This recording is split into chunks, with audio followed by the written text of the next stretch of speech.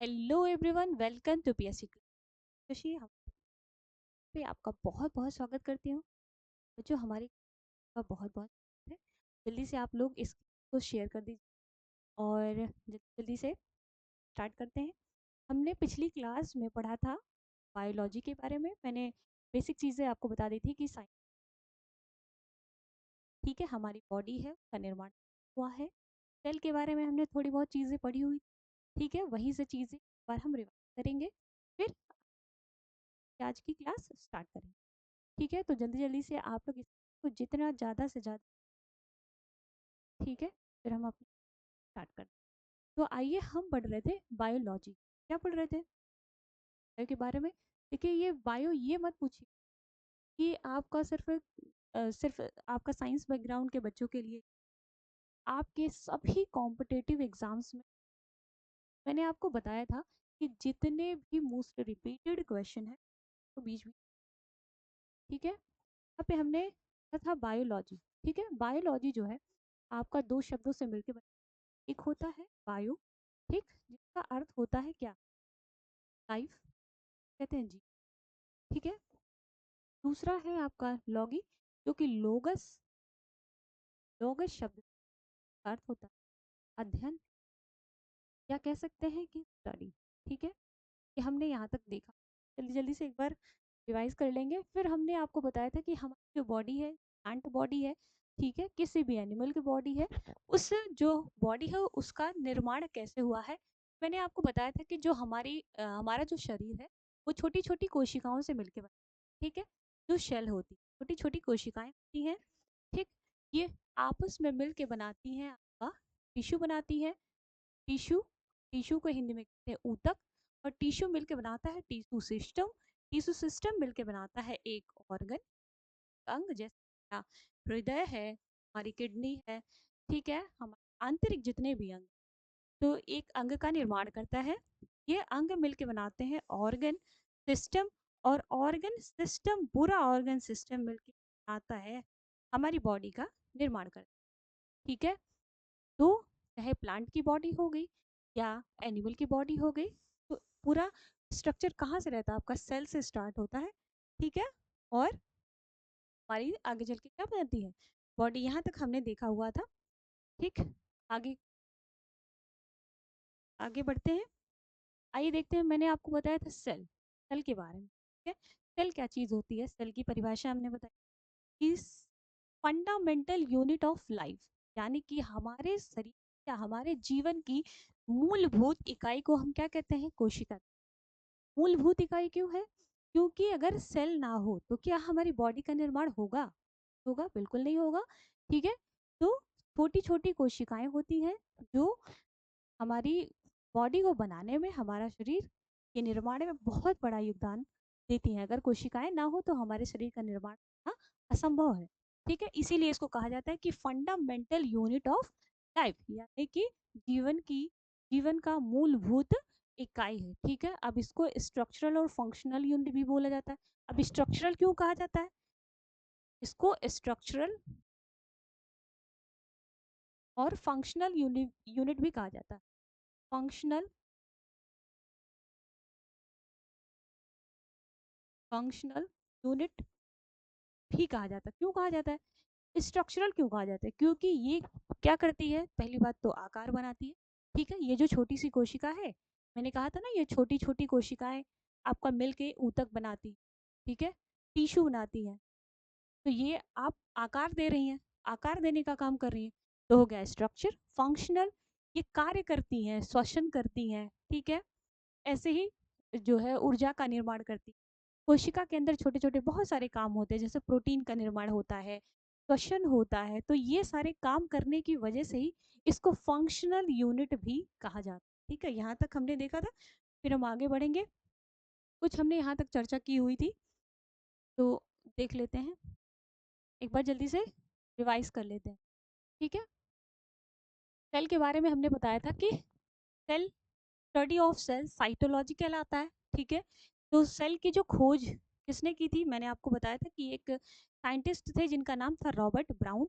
इन्होंने plant cell में, plant plant में एक ऐसे प्लांट है, यहाँ पे जब उन्होंने ऐसे देखा तो यहाँ पे छोटी छोटी, ये इसको बोलते हैं कॉर्क, ठीक है, छोटी छोटी यहाँ पे संरचनाएं दिखाई दी, जो कि कोस्ट, एक कोष्ठक या कह सकते हैं कि कमरे के समान, ठीक है, इसी को इन्होंने क्या नाम दे दिया, सेल नाम, ठीक है।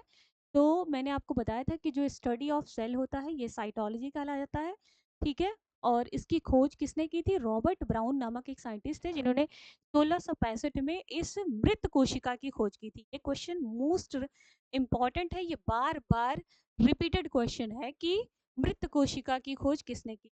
और फिर मैंने आपको उसमें बताया था, मैंने आपको बताया था कि जीवित कोशिका की खोज किसने, तो जीवित कोशिका की खोज आपका एंटोनी वॉन लिविनहॉक ने की, ठीक है। और इसके साथ ही पूछा गया है कि जीवाणु की खोज किसने की थी, तो नीलहरित शैवाल जो है इनकी खोज किसने की थी, ठीक।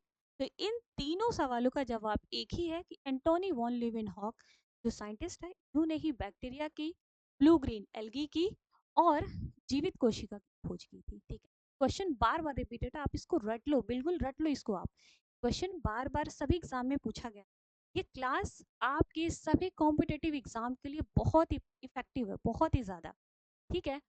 आपको किसी एक एग्जाम के लिए ये नहीं पढ़ाया जा रहा है, आप सभी एग्जाम सफिशियंट है, आप आराम से पढ़ते जाइए, ठीक है, जो नोट करना है करते जाइए, ठीक है। फिर हम जल्दी से आज रिवीजन कर लेते हैं। हमने आपको बताया था कि कोशिका सिद्धांत क्या होता है, कोशिका सिद्धांत में मैंने आपको समझाया हुआ था, एक बार फिर से देख लेते हैं, ठीक है, पर फिर से देख लेते हैं कि कोशिका सिद्धांत क्या होता है। ये होती है आपकी कोशिका, ठीक है, ये एक छोटी सी सेल है। अब ये सेल क्या करेगी, इसमें केंद्रक भी होगा, ठीक है, ये आगे आपका, इसका आकार ऐसे धीरे धीरे बढ़ता जाएगा, ये केंद्रक, अब अब जब ये कोशिका का आकार बढ़ता जाएगा तो ये बीच से डिवाइड होना शुरू कर देगी, ठीक है। फिर ये डिवाइड होके आपका दो सेल का निर्माण, ठीक है। अब इसमें दो, इसमें केंद्रक भी बन जाएंगे। फिर उसके बाद क्या होता है, नेक्स्ट स्टेज में आते हैं। नेक्स्ट स्टेज में क्या होता है, ये जो कोशिका है, ये ये धीरे धीरे ऐसे बीच से डिवाइड होने लगेगी और डिवीजन होके ये फिर से दो कोशिका का निर्माण कर देगी। ये वाली सेल है, ये भी आगे के चरण में टूट कर नई सेल बनाएगी। तो इसी को कहा जाता है आपका कोशिका सिद्धांत, क्या कहा जाता है, सेल थ्योरी, सेल,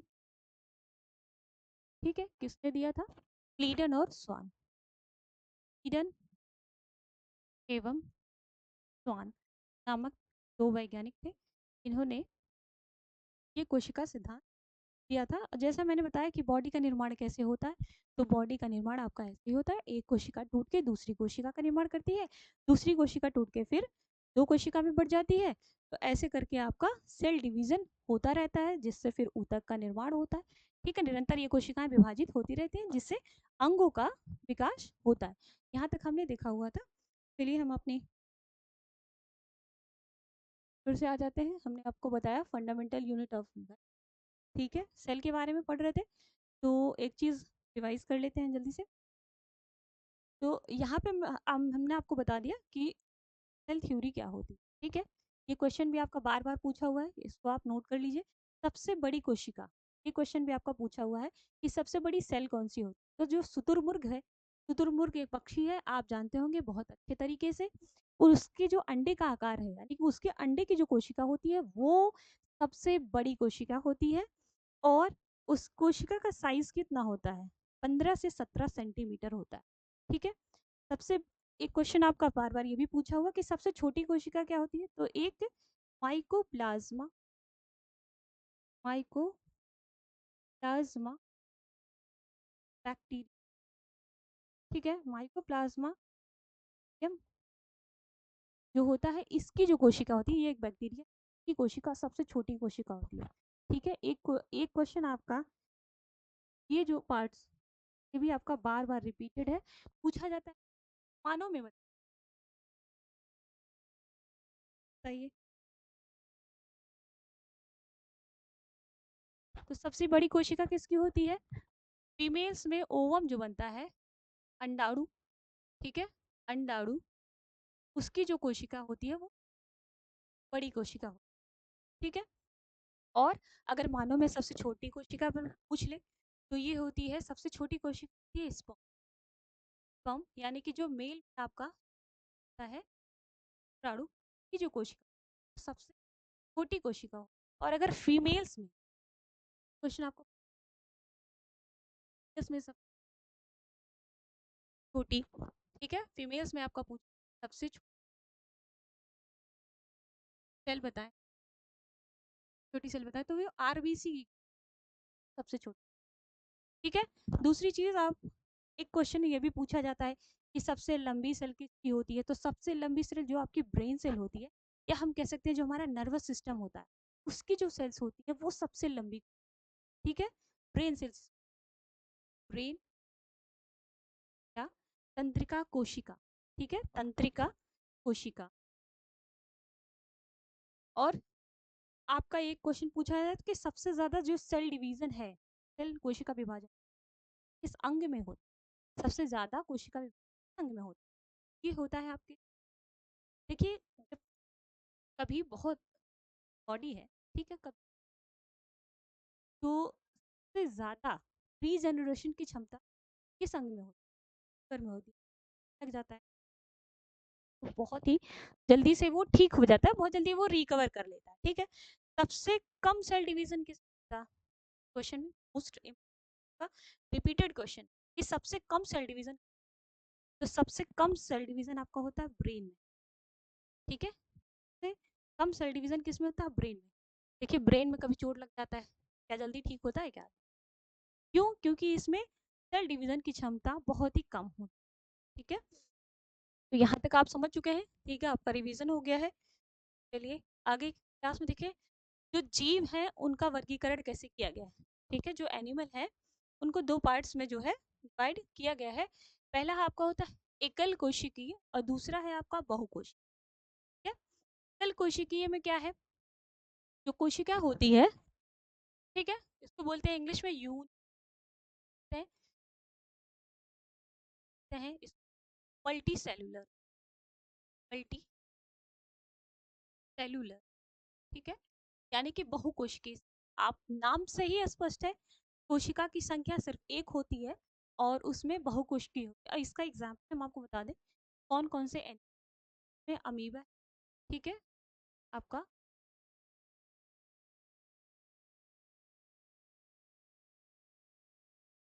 ठीक है, तो दोनों लैंग्वेज हम चलेंगे। एक इसमें आपका होता है अमीबा, ठीक है, ठीक है, और होता है पैरामीशियम, पैरामीशियम। ये जो जो जंतु है आपका, जो ये एनिमल है, इसमें सिर्फ क्या होती है, एक कोशिका होती है, एक सारी क्रियाएं इसी एक कोशिका के अंदर है, श्वसन, पाचन, उत्सर्जन, सारी चीजें इसी आपकी एक कोशिका के अंदर होती है, ठीक है। लेकिन जो ये मल्टी सेलुलर जो चीज है, जंतु है, मल्टी सेलुलर, इसमें आपका क्या है कि नाम से ही स्पष्ट है कि बहुकोशिकीय है, यानी कि इसमें कोशिकाओं की संख्या एक से ज्यादा होती है, ठीक है। इसमें अलग अलग सबके फंक्शन होते हैं, जैसे आपका श्वसन का फंक्शन कोई और कोशिका करती है, ठीक है, ऊर्जा का निर्माण कोई और कोशिका करती है, तो इसके फंक्शन अलग अलग है, ठीक है। तो आपने ये चीजें समझ ली, एक कोशिकीय और बहुकोशिकीय। हम क्या है, एक कोशिकीय हैं, आप बताएं, एक कोशिकीय है या बहुकोशिकीय, हम बहुकोशिकीय। तो सांस लेने का अंग जो है हमारा फेफड़ा है, ठीक है, लेने का या कार्बन डाइऑक्साइड बाहर छोड़ने का सारा काम हमारे लंग से होता है, ठीक है। हमारा पाचन पूरा सिस्टम ही अलग है, ठीक है। तो हम क्या हो गए, बहुकोशिकीय। और ये जो अमीबा है, यूग्लिन पैरामीशियम है, ये सिर्फ एक सेल होता है और इसी एक सेल के अंदर ही क्रियाएं होती हैं। चलिए अब पढ़ लेते हैं सेल ऑर्गेनेल्स के बारे में, ठीक है। अब हमने कल आपको बताई हुई थी कि सेल ऑर्गेनेल्स क्या होते हैं। आप एक सेल के अंदर बहुत सारी चीज, आपका कीटक है, राइबोसोम है, ठीक। अभी आपने मल्टी सेलुलर चीजें, मल्टी सेलुलर के अंदर जो है, यानी कि एक कोशिका के अंदर ही ये सारे कोशिकांग, बात तो सेल ऑर्गेनेल्स यानी कि कोशिकांग का अर्थ है कोशिकांग, यानी कोशिका के अंदर जो अंग पाए जाएंगे उसको कहेंगे कोशिका। क्या कहेंगे? उसको कहेंगे हम कोशिका।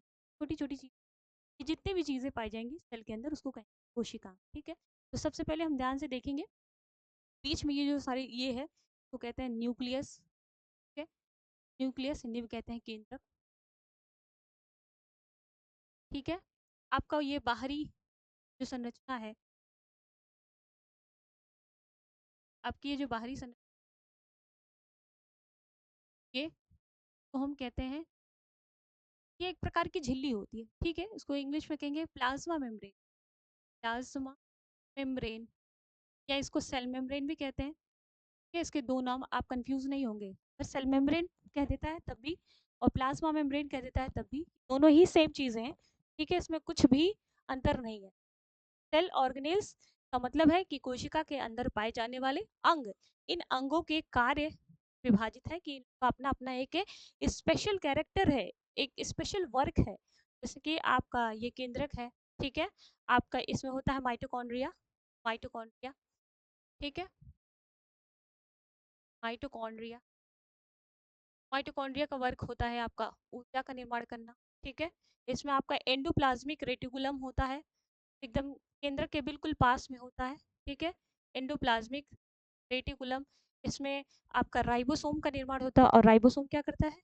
प्रोटीन की फैक्ट्री होती है, प्रोटीन का निर्माण करता है। ठीक है, अब आप एक चीज समझेंगे, यहाँ पे एक चीज समझते जाएंगे, बहुत ही बेसिक से लेके चलेंगे। मेरा यही मानना है कि आपको कुछ नहीं आता है, हालांकि आप बहुत पढ़ चुके होंगे इससे पहले, लेकिन मेरे लिए आप बिल्कुल भी फ्रेशर हैं अभी, बिल्कुल बेसिक से लेके चल रहा है। थोड़ा टाइम लगेगा लेकिन एक बार बेस बन जाएगा फिर आपको। ठीक है, तो हम आप बात कर रहे थे, ये कोशिका है। ठीक है, बाहरी आपको लेयर दिख रही है, जो लाइन दिख रही है इसको बोलते हैं प्लाज्मा में, प्लाज्मा मेम्ब्रेन। अब इसका काम क्या है? पहले प्लाज्मा मेम्ब्रेन ये क्या करती है? बाहरी जो चीजें हैं, ठीक है, सेल के अंदर आनी है, वो यही बताती है कि कौन सी चीज अंदर आएगी और कौन सी चीज अंदर नहीं आएगी। ठीक है, तो इसके अंदर एक लिक्विड पाया जाता है। ठीक, क्या पाया जाता है? एक लिक्विड पाया जाता है। ठीक है, लिक्विड को हम कहते हैं, पूरे पूरे पूरे सेल में जो भरा होता है तो हम कहते हैं क्या? सेल के अंदर है तो कहें साइटोप्लाज्म। साइटोप्लाज्म, ठीक है, साइटोप्लाज्म कहें। बीच में मैंने आपको बताया था कि एक स्ट्रक्चर होता है तो हम केंद्रक कहते हैं। क्या कहते हैं? केंद्रक कहते हैं। ठीक है, क्या कहते हैं? केंद्रक कहते हैं। के अंदर भी द्रव्य भरा होता है। ठीक, अंदर भी क्या भरा होता है? द्रव्य भरा होता है। तो इस द्रव्य को क्या कहते हैं भाई? क्या कहते हैं? केंद्रक द्रव्य कहते हैं। केंद्रक के अंदर है तो केंद्रक, और क्या हो गया आपका? द्रव्य। ठीक है, केंद्रक द्रव्य। समझ आ गई चीज? एक चीज मोस्ट इंपॉर्टेंट इसमें बता देते हैं। ठीक है, आपको बार बार पूछा जाता है कि प्रोटोप्लाज्म क्या क्या होता है? प्रोटोप्लाज्म क्या होता है? देख लेते हैं प्रोटोप्लाज्म क्या होता है, यही देख लेते हैं प्रोटोप्लाज्म क्या होता है। एक क्वेश्चन पूछता है आपका, प्रोटोप्लाज्म क्या होता है? तो प्रोटोप्लाज्म यानी कि ये जो साइटोप्लाज्म आपका दिख रहा है, तो कोशा द्रव्य, हिंदी में कहेंगे कोशा द्रव्य। ये जो सारी चीजें आपको दिखाई दे रही हैं, जो लिक्विड आपको दिखाई दे रहा है, इसको इंग्लिश में कहते हैं साइटोप्लाज्म, हिंदी में कहेंगे कोशा द्रव्य। तो ये आपका कोशा द्रव्य है, और ये जो केंद्रक के अंदर जो लिक्विड है यह आपका केंद्रक द्रव्य है, यानी कि न्यूक्लियोप्लाज्म है। क्या है? न्यूक्लियोप्लाज्म है। जब इन दोनों को हम मिला देते हैं तो बन जाता है हमारा प्रोटोप्लाज्म, यानी कि कोशा द्रव्य, कोशा द्रव्य प्लस केंद्रक द्रव्य, केंद्रक द्रव्य, ये मिल के हमारा बन जाता है प्रोटोप्लाज्म। ये बार बार इसको जीवन का आधार भी कहा जाता है। क्यों? अगर ये लिक्विड ना हो तो क्या ये सेल जीवित रहेगा? बिल्कुल भी नहीं। ठीक है, तो इसलिए इसी को इसको जीवन का आधार है। यहाँ तक बातें क्लियर है, समझ आ रही है आपको? ठीक है, अगर आप नोट्स बनाना चाहें तो आराम से बनाते चल सकते हैं। ठीक है, तो बढ़ते हैं हम। अब हम यहाँ पे देखेंगे कंपोजिशन ऑफ शेल, यानी कि जो सेल है वो किन किन चीजों से मिलकर बना हुआ। ठीक है, यहाँ पे देख लेते हैं हम। जो हमारी कोशिका होती है इसमें वाटर मैक्सिमम होता है, क्योंकि भाई अब एक कोशिका है तो उसमें वाटर की परसेंटेज तो ज़्यादा तो रहेगा ही, 70 से 90% होता है वाटर। ठीक है, प्रोटीन, जो प्रोटीन होता है वो 10 से 15% होता है। और कार्बोहाइड्रेट, अब एनर्जी के लिए कार्बोहाइड्रेट तो चाहिए ही चाहिए, तो कार्बोहाइड्रेट्स की जो मात्रा होती है वो 3% होती है। और न्यूक्लिक एसिड 5 से 7% तक होता है। आयंस, कुछ आयंस भी होते हैं जो कितने परसेंट होते हैं, 1%, जैसे आपका कैल्शियम हो गया, मैग्नीशियम हो गया।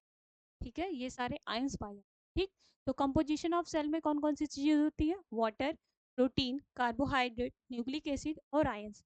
इन्हीं सारी चीजों से इन्हीं सारी चीजों से मिलके एक कोशिका का निर्माण होता है। ठीक है, यहाँ तक क्लियर है? ठीक है, आगे बढ़ते हैं। बहुत ही आराम आराम से हम पढ़ते हैं। ठीक, अब देखिए ये क्या है, ये सामने आपके दो पिक्चर दिखाई पड़ रहे हैं।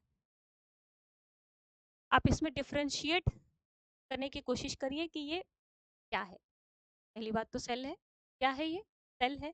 तो दो दो मैम आपने दो दो क्यों बनाया है, क्यों बनाया है, आइए देखते हैं क्यों। तो ये एक सेल मैंने आपके सामने बनाया है, ये कोशिका है। मैंने आपको बताया अभी, इसको कहते हैं प्लाज्मा मेम्ब्रेन।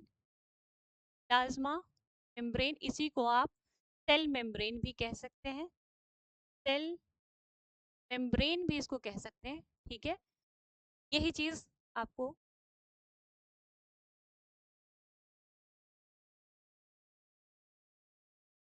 यहाँ भी, आपको इस पिक्चर में भी ये चीज आपको दिखाई दे रही है, ये जो अंदर वाली लेयर आपको है, ये यही आपकी प्लाज्मा ब्रेन है। ठीक है मैम, ये क्या है, ये किस चीज का स्ट्रक्चर है, वो कहते हैं भाई गोल्गी बॉडी। क्या कहते हैं, गोल्गी।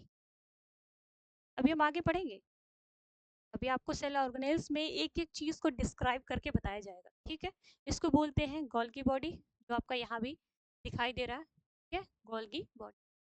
और इसको मैम क्या कहते हैं, ये आपका है एंडोप्लाज्मिक रेटिकुलम। ठीक है, अंतः प्रद्रवी जालिका, हिंदी में कहते हैं अंतः प्रद्रवी जालिका। ठीक है, आपने तो सब स्ट्रक्चर में एक एक पार्ट को बता दिया, लेकिन आपने बताया नहीं कि है क्या, नहीं है। तो सबसे पहले चीजें, ये आपका केंद्रक है, मैंने आपको बताया था अभी थोड़ी देर पहले बताया, ये भी आपका केंद्रक ही है।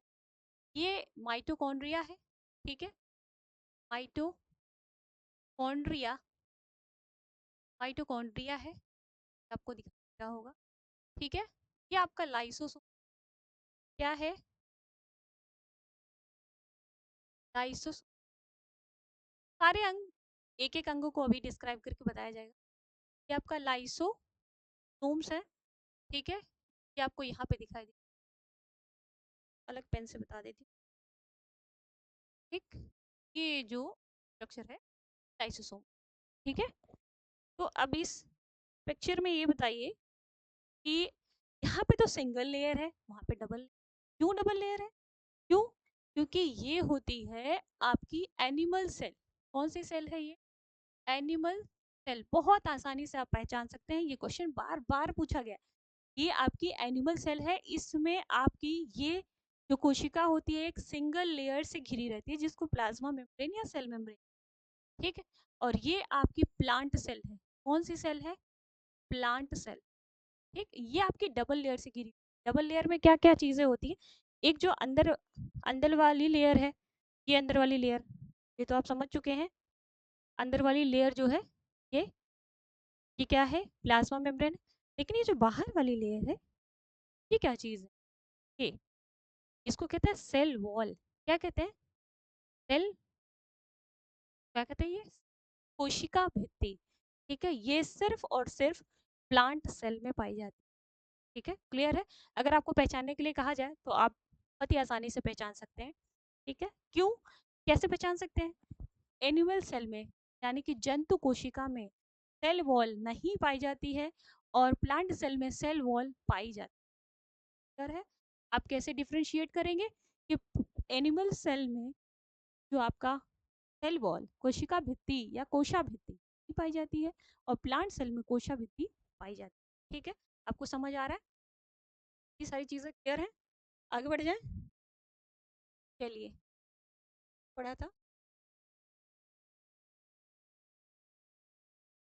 ठीक, आपको इतनी सारी चीजें, आपको कोई, आप बिल्कुल बता सकते हैं। और हम अब क्या करेंगे, एक एक चीज़ों को बहुत ही ध्यान से, मैंने आपको बताया भी, आपको ये जो सेल वॉल होती है, ये सेल वॉल मैम किस चीज़ की बनी? ये आपको बार बार पूछा हुआ क्वेश्चन है, बहुत बार पूछा गया है, सारे एग्जाम्स में रिपीट, कि जो सेल वॉल है, सेल वॉल किस चीज़ की बनी? ये सेलुलोज, सेलुलोज, ठीक, चीज़ की बनी होती है सेलुलोज। क्वेश्चन आपका बार बार पूछा, सेलुलोज। अब सेलुलोज, आपने दरी देखी है, आपके घर में हो, दरी, कालीन, रुई, ये सारी चीजें किस किस किस चीज से बनी होती है? सेल्यूलोज। ये सेल्यूलोज आता कहाँ है? प्लांट। कहाँ से आता है? प्लांट से आता है। ठीक है, आपको चीज क्लियर है? अब हम आगे बढ़ेंगे। सेल ऑर्गेनेल्स, सेल ऑर्गेनेल्स के बारे में मैंने एक बार चर्चा की हुई है, एक बार फिर से देख लेते हैं। ठीक है, सेल ऑर्गेनेल्स,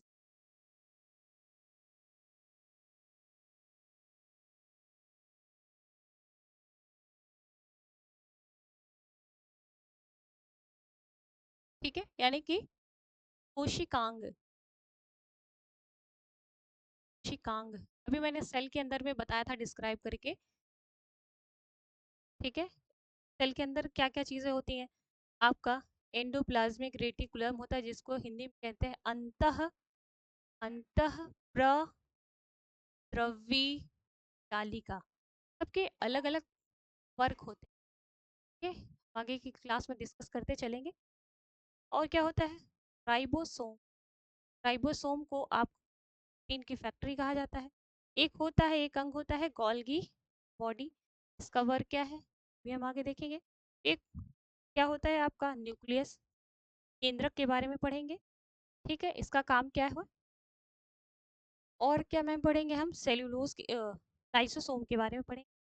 लाइसोसोम क्या चीज़ होती है? ठीक है, इसमें हम पढ़ेंगे, इसमें हम पढ़ेंगे माइटोकॉन्ड्रिया के बारे में। माइटोकॉन्ड्रिया,